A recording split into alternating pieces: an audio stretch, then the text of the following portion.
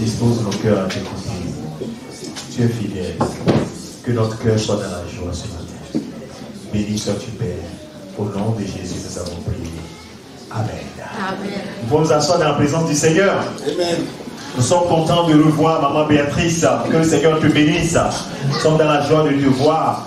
Merci au Seigneur pour la vie de Maman Clémentine, la sœur Clémentine qui est là.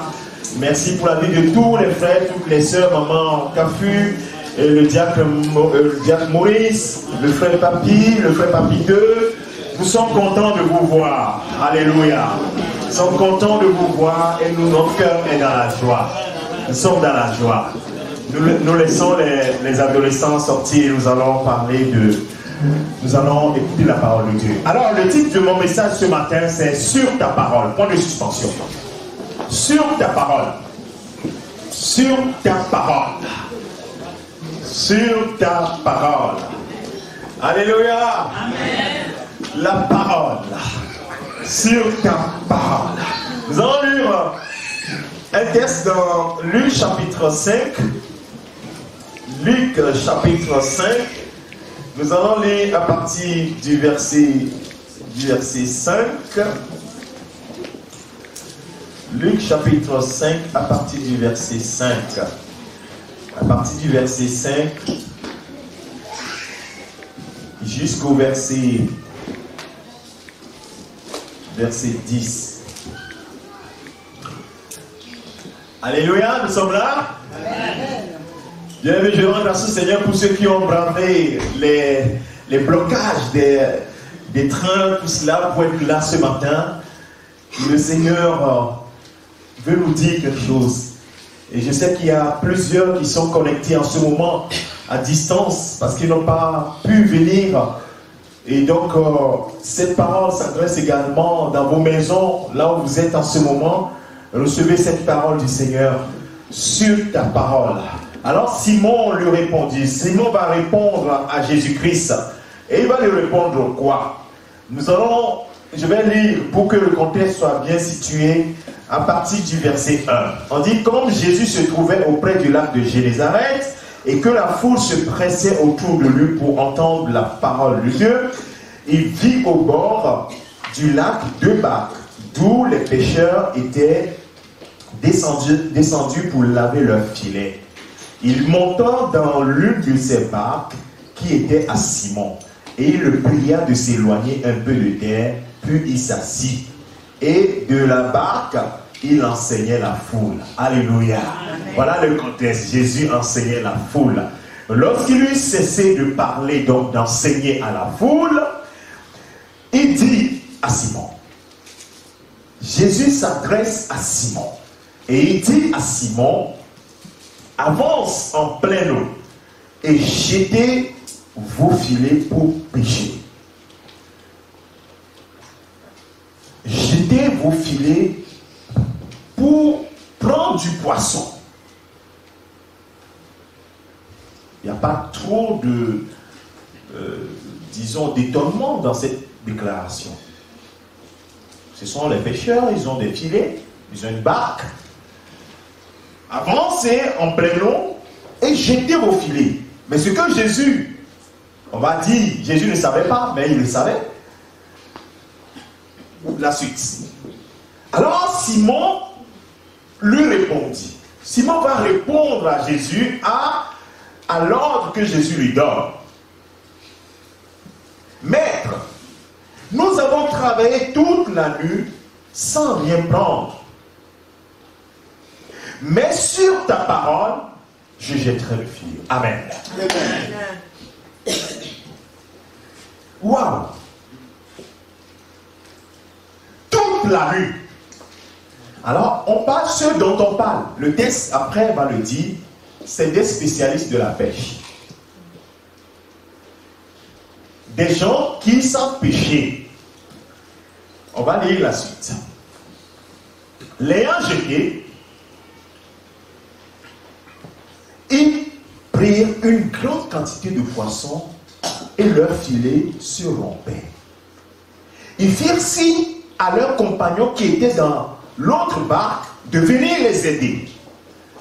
Ils vinrent et remplirent les 2 barques au point qu'elle s'enfonçait. Waouh, quelle pêche! Quand il vit cela, Simon-Pierre tomba aux genoux de Jésus et dit, Seigneur, retire-toi de moi, parce que je suis un homme pécheur. Ici c'est pécheur. Car l'épouvante l'avait saisi. Il a eu peur. Lui et tous ceux qui étaient avec lui à cause de la pêche qu'ils avaient faite. Il en était de même de Jacques et de Jean, fils de Zébédée, les associés de Simon. Alors Jésus dit à Simon, ne crains point, désormais tu seras pêcheur d'hommes. Amen. Amen. Bien aimé, c'est sur ce texte que j'ai tiré donc le thème de ce message, sur ta parole. Alors, je reviens un peu sur ce qui se passe là. Je sais que tu as déjà lu ce passage. Je sais que tu as peut-être entendu des prédications sur ce passage. Mais j'aimerais que le Saint-Esprit, si le Saint-Esprit veut que nous puissions réécouter ça ce matin, c'est qu'il veut nous donner quelque chose. Amen. Amen. Pourquoi j'incite déjà ton appétit? C'est parce que on ne reçoit que lorsqu'on s'attend à recevoir. Donc si tu attends à recevoir de cette parole, tu vas recevoir. Mais si tu ne t'attends pas, tu ne recevras pas. Mais je prie que tu t'attendes, parce que toi et moi, nous allons recevoir. Amen. Sur ta parole, voilà le thème. Alors le contexte, nous l'avons posé. Des spécialistes de la pêche. Donc les gens qui ont une entreprise, pour avoir une entreprise, il faut avoir été formé. Il faut avoir des compétences. Il faut avoir des capacités. Et si l'entreprise ne marchait pas, donc certainement que l'entreprise va fermer. Et donc ces hommes, visiblement, ils ne sont pas à leur début, au début de leur entreprise. Dans la Bible dit qu'il y avait Simon, Pierre, il y avait Jacques et Jean, les fils de Zébédée. Ils sont des associés. Donc ça veut dire que nous savons aujourd'hui, quand on voit les cabinets d'avocats, on dit maître tel est associé, n'est-ce pas? Donc ça veut dire qu'ils créent, ils ont une entreprise ensemble. Ce n'est pas des fils d'un même père, mais ils se sont associés pour créer une entreprise. Ça veut dire que cette entreprise doit faire des bénéfices, doit faire des gains. Et voilà que ces hommes, ils ont la nuit, les poissons, en tout cas dans ce lac de Génézareth, visiblement, quand on va à la pêche la nuit, d'ailleurs la plupart des pêches même se passent, les gens qui pêchent ici sur la côte, ils vont très tôt le matin au moment où il n'y a pas encore le jour, parce que quand la lumière vient, les poissons vont dans les recoins pour aller se cacher. Et donc, ils ont circulé. La Bible dit ici que toute la nuit. Alors je vous mets au défi de vous mettre un peu à leur place. Des spécialistes de la pêche qui font la pêche toute la nuit. Donc certainement, l'endroit où Jésus leur dit avancez pour jeter le filet, je ne sais pas, la Bible ne le dit pas combien de fois ils ont jeté le filet, mais est-il qu'ils ont jeté le filet là-bas aussi? Et il n'y avait pas de poisson. Mais alors, comment se fait-il que lorsque Jésus adresse la parole, je dis bien adresse la parole à Pierre et lui dit avance en pleine eau et jette, ou bien jetez vos filets pour pêcher. Verset 4. Je suis en train de lire le verset 4. Si vous étiez à la place de Pierre, de Jean et de Jacques, qu'auriez-vous fait? Nous aurions eu, en tout cas moi j'aurais eu la même réaction que Pierre. J'ai jeté le filet toute la nuit. Moi je connais la mer depuis mon enfance. Depuis mon jeune âge, je vais à la pêche, peut-être avec mon père. Et maintenant, si je crée cette entreprise, c'est que je suis devenu spécialiste de la pêche. j'ai jeté le filet un peu partout. En tout cas, sur ce lieu-là où on pêche, j'ai jeté le filet quand même plusieurs fois. Et je n'ai pas eu de poisson. C'est pourquoi Simon va lui dire, maître,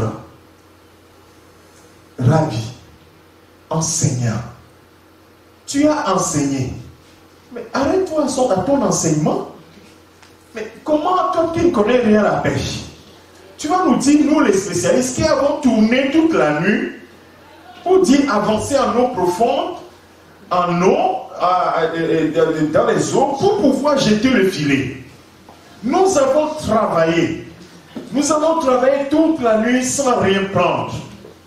Bien-aimés, de la même manière, nous aussi, dans certains domaines de notre vie, nous sommes des spécialistes. Nous avons eu des compétences. Il y a certains d'entre nous, ils ont travaillé. Ils savent gérer leur argent. Mais il arrive des moments où ils ne comprennent rien. Ils se disent, mais c'est pas possible. Je sais gérer l'argent. D'ailleurs, à l'école, on nous a appris l'économie, on nous a appris la comptabilité. Je sais faire la comptabilité, mais rien ne marche. Comment se fait-il? Alors, là où j'aimerais attirer ton attention, c'est que la parole qui est adressée à Pierre, c'est une parole qui vient de quelqu'un qui n'est pas commun.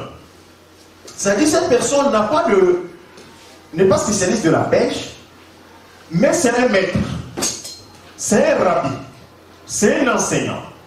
Et quand Jésus parle, la foule dit, mais jamais personne n'a parlé comme lui. Donc tout le monde savait que celui-là était particulier. Et donc sur cette particularité, Pierre pouvait avoir une petite confiance en disant, si c'était mon voisin de côté que je connais depuis des années et qui me dit, oh, Pierre, mon ami, retourne encore sur les eaux pour jeter le filet. Vous vous rappelez, vous imaginez un peu la réponse qu'il va donner à ce type-là. Il va lui dire, mais toi, là, tu connais quoi la pêche? Nous, on a travaillé toute la nuit et toi, tu nous dis de retourner. C'est ça à qui ils vont répondre.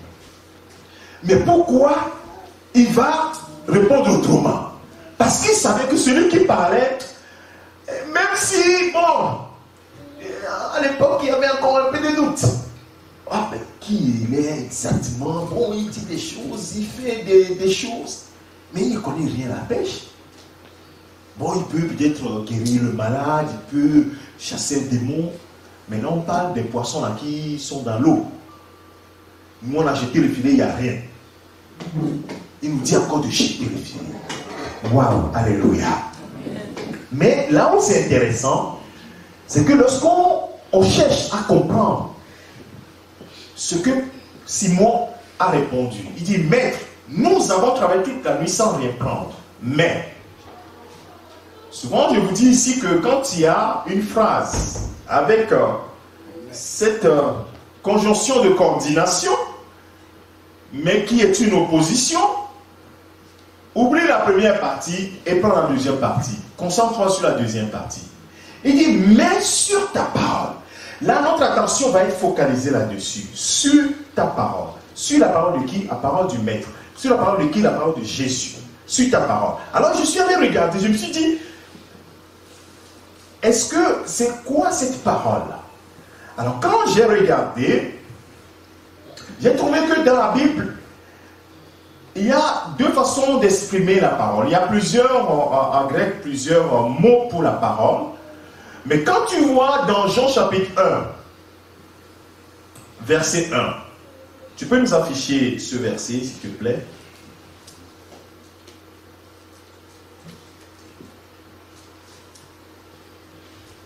Au commencement était la parole. Et la parole était avec Dieu et la parole était Dieu. Alors on constate que la parole dont on est en train de parler ici, et quand on est dans l'histoire où Pierre et Simon a dit, sur ta parole, ce n'est pas le même mot qui est employé en grec. Vous voyez que quand nous lisons en français, et nous ne faisons pas la distinction. Mais ce n'est pas la même parole. Ce n'est pas la même chose qui est dit. Alors qu'est-ce qui est dit dans cette parole-là? Au commencement était le Logos. était le logos. Et donc c'est le logos qui a été employé dans ce premier verset. Et donc, lorsqu'on dit dans le verset 14 de Jean chapitre 1, et que la parole s'est faite chair et a vécu au milieu de nous, on parle du logos. Et le logos, quand on va pour regarder, on dit le logos, ça vient d'une racine grecque qui veut dire légo. Légo dit parler, donc enseigner, exhorter, conseiller, commander, adresser, et donc annoncer la parole. Donc tout, ça veut dire que tout ce qui est parole, global, la parole qu'on peut utiliser pour enseigner, pour faire les choses. Donc tout cela. Est-ce que quelqu'un comprend ce que je dis? Donc quand je veux dire la parole de Dieu, je parle du logos.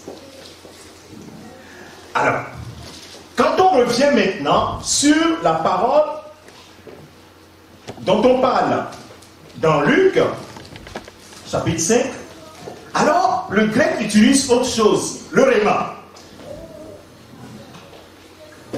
Et le rhéma, ça veut dire, c'est la parole prononcée, versée dans un contexte donné à quelqu'un.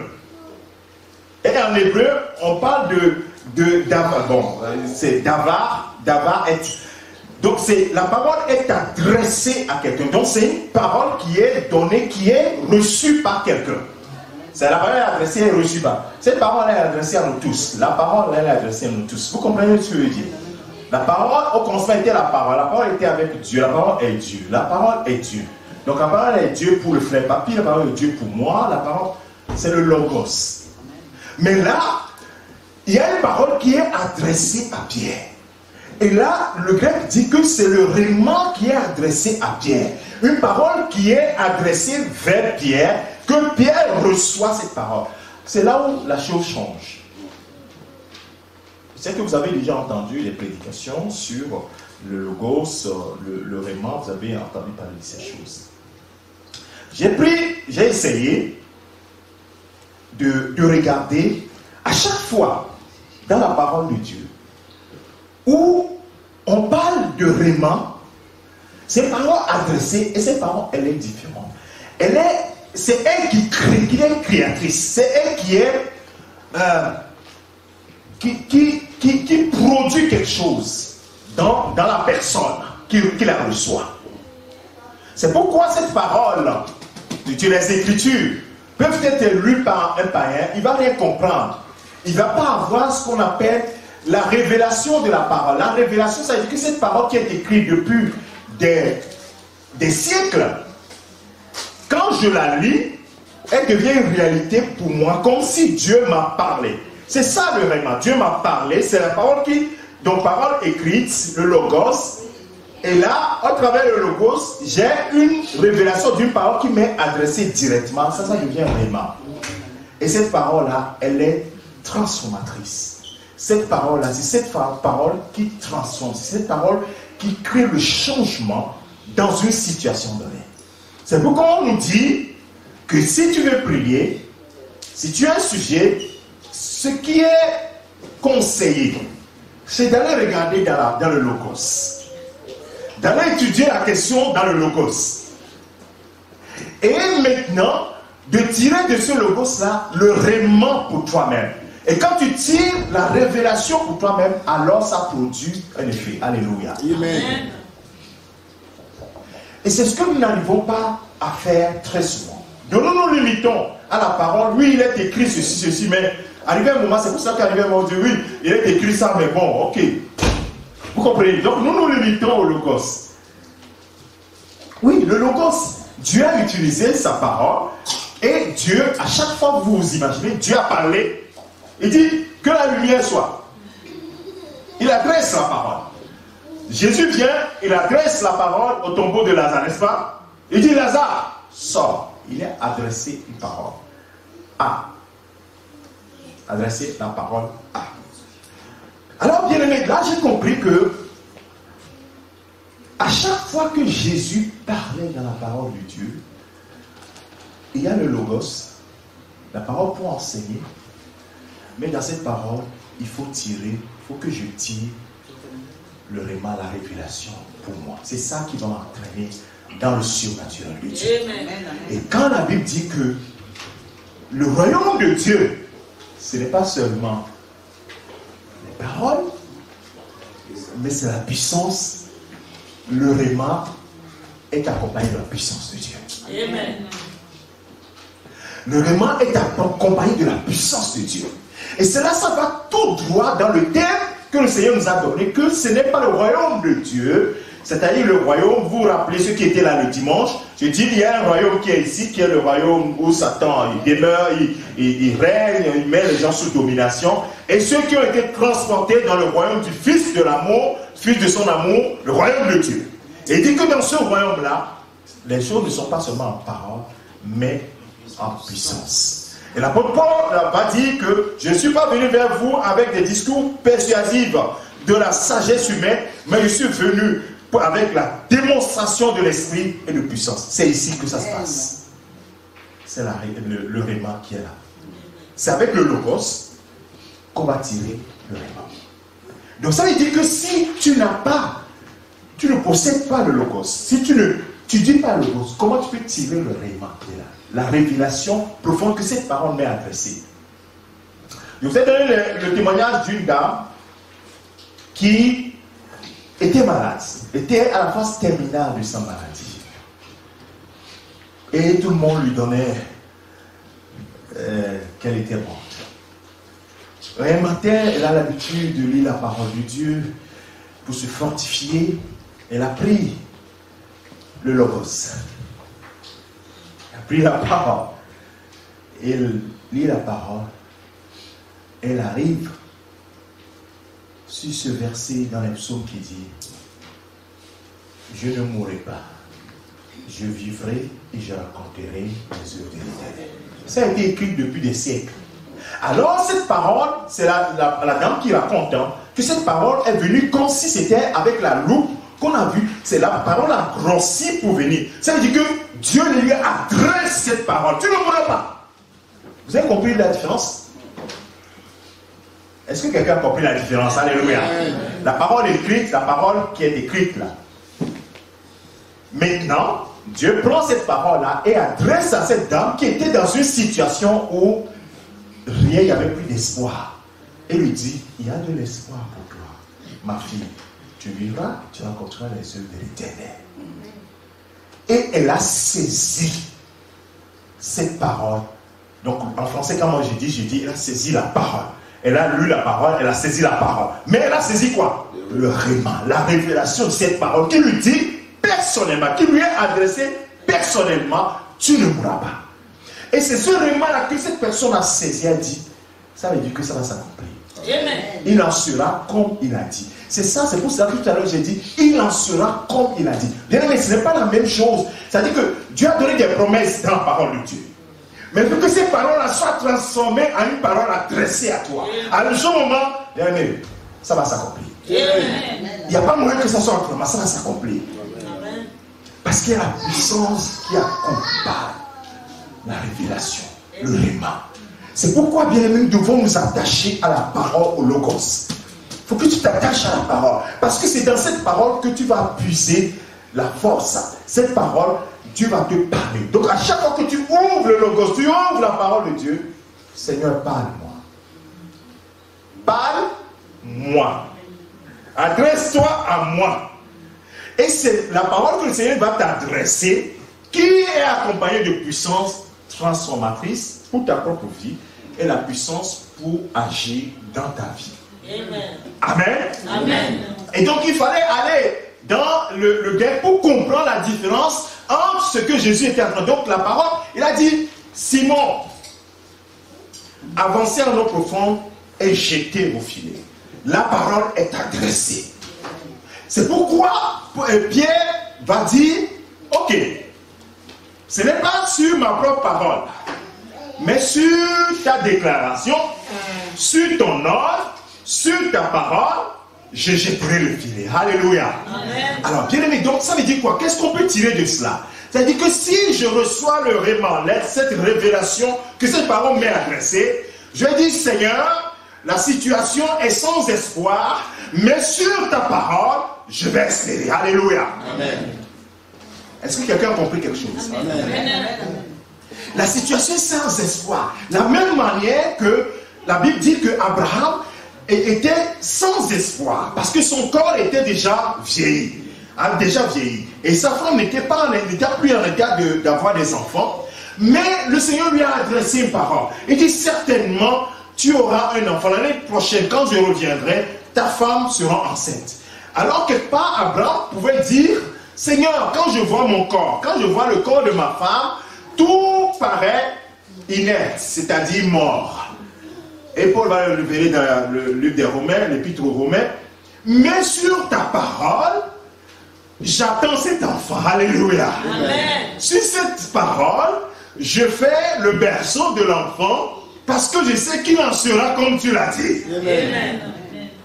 Il en sera comme tu l'as dit.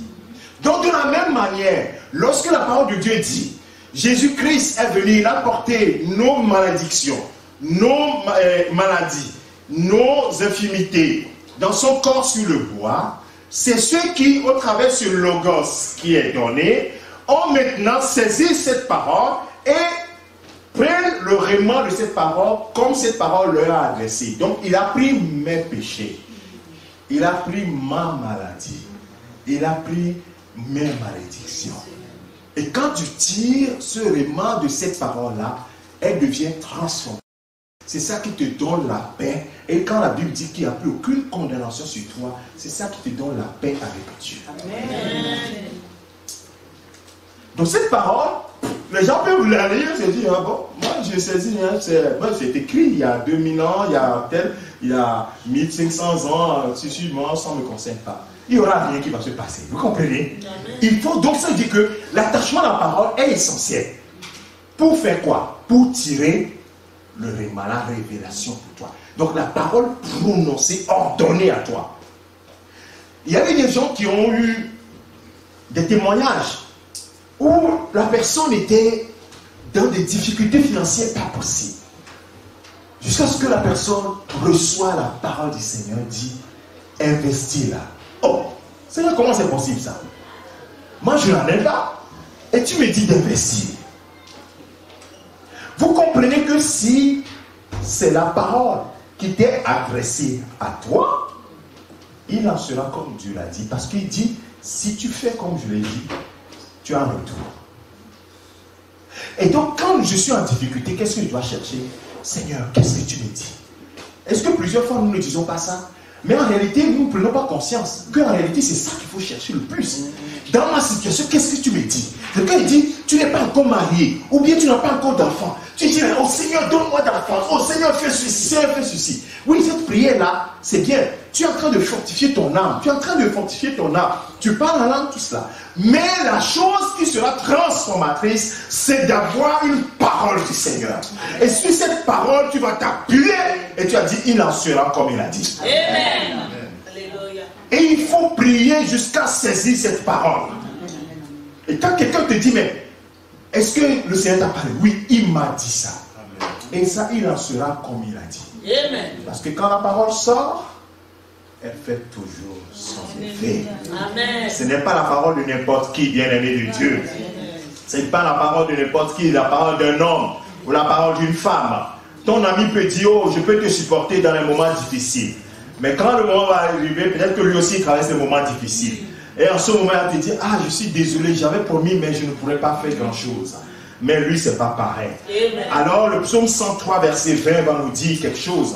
Psaume 103, je vais lire quelques passages pour vous dire que celui qui donne la parole, il est différent. C'est pourquoi la parole doit être vraiment examinée. Qui te dit, qui te donne la parole? Si c'est le pasteur par son inspiration, sous l'inspiration du Saint-Esprit, oui, peut-être que quelque chose va se passer également. Mais si c'est une parole, simplement, oui, le Seigneur va te bénir, le Seigneur va te soutenir. Ah, oui, peut-être que c'est un peu difficile. Verset 20, Psaume chapitre 103, verset 20. Bénissez l'Éternel, vous, ses anges, qui êtes puissants en force, et qui exécutez ses ordres, en obéissant à la voix de sa parole. Quand il adresse la parole, la Bible dit que les anges qui sont puissants en force se mettent en exécution. Alléluia. La Bible dit que quand Daniel avait prié, quand tu as prié, oui, la réponse t'est adressée. Mais il y a les démons, et qui sont les démons du roi de Perse, qui ont bloqué la réponse d'arriver. Et il a fallu que l'ange Michael vienne lui-même pour agir, pour que la réponse descende jusqu'à Daniel. Vous comprenez cela? Il dit que ces anges sont puissants en force. Et qu'est-ce qu'ils font? Quand le Seigneur adresse cette parole, qu'est-ce qui se passe dans le monde spirituel? C'est que les anges, ils obéissent à la voix de cette parole-là. Alors quand Jésus a dit à Pierre, avance en eau profonde et jetez vos filets, qu'est-ce qui s'est passé? Les anges se sont mis en ordre de bataille, et comme ils sont puissants en force, ils sont allés chasser tous les poissons et les ont regroupés. Allez, jetez le filet maintenant. Alléluia. Et ils ont jeté le filet, mais ils ont travaillé toute la nuit, bien aimés. Ils n'ont pas trouvé le poisson, mais cette fois-ci, ils ont même appelé d'autres barques pour venir prendre les poissons, et les barques s'enfonçaient. Mais comment c'est possible? Donc les anges qui étaient puissants en force sont venus exécuter l'ordre que le Seigneur a donné. Ça veut dire, oui, les poissons sont là. Jetez vos filets. Et il a dit, jetez vos filets et pêchez. Hein. C'est-à-dire, jetez le filet et prenez les poissons. Alléluia. Jetez vos filets et prenez les poissons. Mais toute la nuit, nous n'avons pas de poissons. Et toi, tu dis, jetez le filet, prenez le poisson. Comment on va jeter le filet, on va prendre les poissons? Les anges qui sont puissants en force se sont mis en ordre de bataille pour venir rassembler les poissons. Et ils n'ont fait que quoi? Ramasser les poissons. Vous vous rappelez, quand on a parlé à Jésus, on dit, mais toi tu ne paies pas les impôts, tout ça. On a dit, non, ok Pierre, tu vas aller jeter l'hameçon. Le premier poisson que tu vas prendre l'ordre de sa bouche et tu vas payer l'impôt. Mais comment c'est possible ça? Alléluia. Amen. Parce qu'il a donné un ordre. Et quand il donne l'ordre, les anges se mettent en ordre de bataille. Le logos, la différence entre le logos et le rhéma. La parole que le Seigneur te donne personnellement. Alors, nous comprenons que dans la parole de Dieu, cela va se répliquer. C'est pourquoi ce matin, je demande, qu'est-ce que le Seigneur t'a dit exactement? Les gens oublient, j'ai eu l'habitude de dire dans cette église, que quand le Seigneur t'adresse une parole, bien aimé, c'est parce que nous ne savons pas l'importance de cela. Va noter cette parole-là. Parce qu'il en sera comme il a dit. Mais si tu as oublié cette parole, tu vas commencer encore par te plaindre. Pas te plaindre. Qu'est-ce qu'il t'a dit dans ta situation? Si tu n'as rien dit, cherche à savoir ce qu'il te dit, ce qu'il t'adresse. Seigneur, je n'arrive pas à me marier. Quel est ton problème? Ne t'adresse pas aux gens. C'est toi qui es ma cause. Va vers celui qui donne des ordres et dont les anges sont déjà aux aguets pour exécuter ce qu'il dit. Amen. Donc vous comprenez que si je suis un homme, je cherche une femme. Je suis une femme, je cherche un homme. C'est-à-dire que Dieu peut le faire. Même si je suis dans le fin fond quelque part, Dieu peut mobiliser ses anges pour me donner celui qu'il a réservé. Il peut le faire, il n'y a rien qui lui soit impossible. Vous comprenez ça? Là où il n'y a rien, Dieu apporte. Il n'y avait pas de poisson, Dieu a apporté le poisson.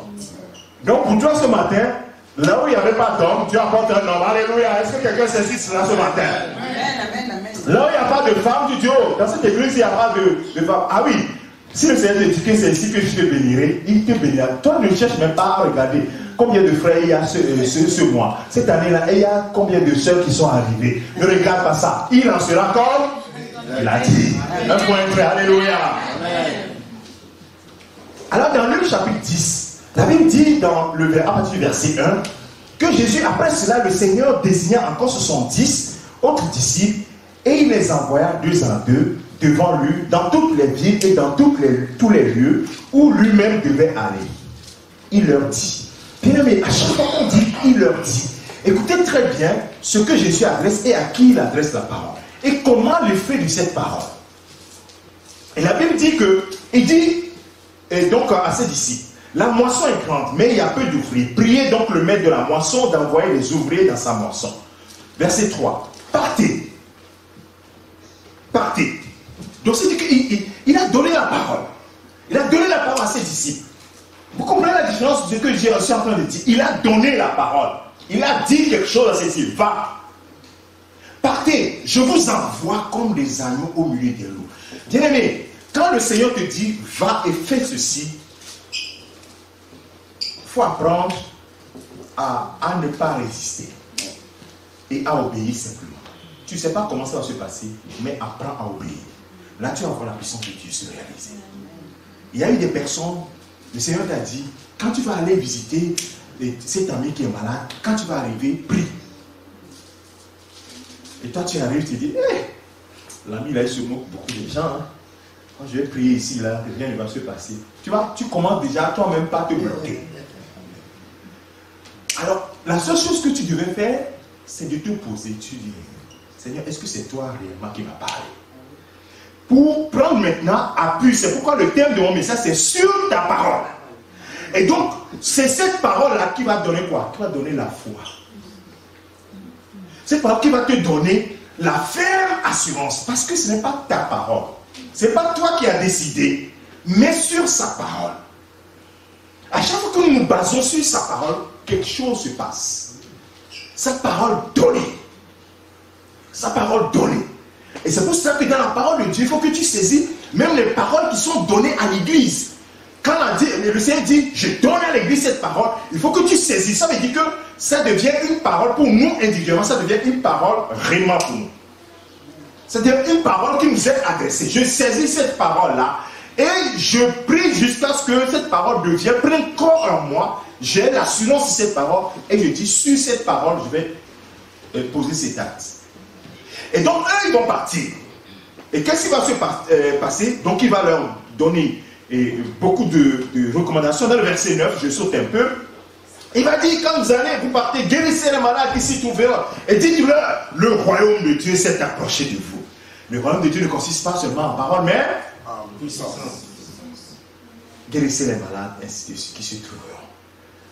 Le verset 17 nous dit, les 70, on les a partagés 2 à 2, ils revinrent quoi? Avec joie, disant, Seigneur, les démons même nous sont soumis en ton nom. Waouh! Qu'est-ce qui s'est passé? Ça s'est passé comme il a déclaré. Quand vous trouvez un malade, guérissez-le. Vous trouvez les démons, allez chasser les démons là. Et ils sont partis en disant, oui, il nous a donné un mandat. Sur ce mandat, sur cette parole, toi démon, je te chasse. C'est pourquoi il dit, même les démons sont soumis en ton nom. Jésus n'était pas encore mort glorifié. Vous comprenez? Cette parole, c'est ça qui doit être la révélation ce matin pour toi et moi. Sur ta parole. Quelle parole le Seigneur te donne dans cette circonstance précise? Dans la circonstance dans laquelle tu te trouves actuellement, quelle est la parole que le Seigneur te donne? Il va dire dans Marc chapitre 16, pour raccourcir le thème, Marc chapitre 16, verset 15 à verset 20, puis il dit à ses apôtres, allez par tout le monde et prêchez la bonne nouvelle à toute la création. Donc vous avez compris que les disciples, arrivé un moment, ils ont été fomentés dans cet esprit-là. Ce que Jésus leur dit de faire, ils le font sans réfléchir. Ils exécutent simplement. Allez partout dans le monde entier, prêchez la bonne nouvelle à toutes les créations. On continue s'il vous plaît. Celui qui croira sera baptisé et qui sera baptisé sera sauvé. Mais celui qui ne croira pas sera condamné. Voici les miracles qui accompagneront ceux qui auront cru. À mon nom, ils chasseront les démons. Ils parleront de nouvelles langues. Et s'ils ils saisiront des serpents, ils boivent quelques breuvages mortels, ils ne leur feront point de mal. Ils imposeront les mains aux malades et les malades seront guéris. Le Seigneur, après leur avoir parlé, fut enlevé au ciel et s'assit à la droite, dans la puissance de Dieu. Et il s'en allait faire quoi? Faire ce que Jésus a dit. Alléluia. Amen. Et qu'est-ce qui va se passer? La Bible dit que le Seigneur travaillait avec eux. Le Seigneur lui-même travaillait avec eux et confirmait la parole. La parole donnée. Il confirmait cette parole-là par des miracles qui l'accompagnaient. Bien-aimé, ce n'est pas quand je vais continuer par parler que tu vas mieux comprendre. Ce que le Seigneur voulait te dire, il l'a dit. Suis sa parole. Va sur sa parole. Jésus va dire, pour conclure, dans le verset Jean chapitre 14, verset 1, que votre cœur ne se trouve point. Croyez en Dieu, croyez en moi. Crois en Dieu, crois en lui. Dans toutes circonstances, crois en Dieu et crois en lui. Reçois une parole.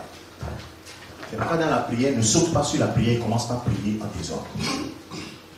Cherche à recevoir la parole. La parole de Dieu. Seigneur, qu'est-ce que tu me dis? Que me dis-tu? Fais comme ceci. Seigneur, est-ce que vraiment c'est toi? Oui, c'est moi. Alors, suis cette parole, fais comme il a dit. Comme je suis en train de vous parler, je sens dans mon cœur que c'est exactement cela. Le témoignage me dit que c'est exactement cela. Les témoignages sont là. Je vous ai donné les témoignages ici. Seigneur dit, je vais réveiller cette personne. Oh Seigneur, c'est vrai ça. Oui, je vais le faire. Ok, Seigneur, moi je pose ma main sur la personne, sur ta parole. La personne s'est réveillée. Ce n'est pas nous qui faisons quelque chose, mais le Seigneur travaille avec nous. Le Seigneur veut travailler avec nous. Le Seigneur veut travailler avec toi. Quelle est la parole qui t'a adressée? Voici les signes qui accompagnent ceux qui ont cru. Est-ce que j'ai cru? Oui, je tire substance de cette parole. Oui, Seigneur, le remarque que je tire de cette parole, c'est que cette parole m'est adressée. Cette parole me dit que je dois aller pour annoncer la bonne nouvelle. Et voici les signes qui vont m'accompagner. Sur cette parole, oui Seigneur, j'y vais. Alléluia. Et il te confirme personnellement cette parole en disant, va mon fils, va ma fille. Et annonce l'évangile à tes voisins qui sont là, sur le palier. Et tu vas voir ce qui va se passer. Et tu vas voir les miracles se produire. Bien-aimé, que le Seigneur bénisse ces paroles dans vos cœurs. La parole révélée est toujours la bonne parole à recevoir. Nous allons nous incliner dans la prière.